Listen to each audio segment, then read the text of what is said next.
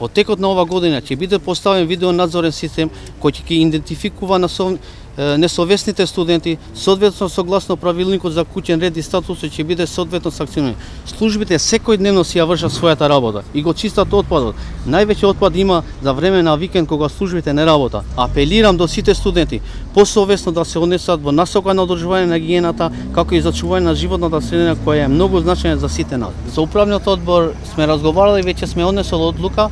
Прво ќе биде опомената, втор пат ќе биде казната и парична казна, третиот пат ќе бидеме измолени да го избркаме од студентскиот дом. Ова одлука сега носите од како се појавија во јавноста овие фотографии? Не. Колку има претходно опоменато студенти или Има многу студенти опоменати. Информациите што ги добивме од директорот на студентскиот дом има една габаритна, односно кабастен отпад кој што е оставен со месеци, затоа и денеска и утре ќе го исчистиме во целост. Повикани се и вработениот паркови зеленило кој што исто така ќе помогнат во оваа акција. Градот како град одговара за помалку од 10% за хигиената.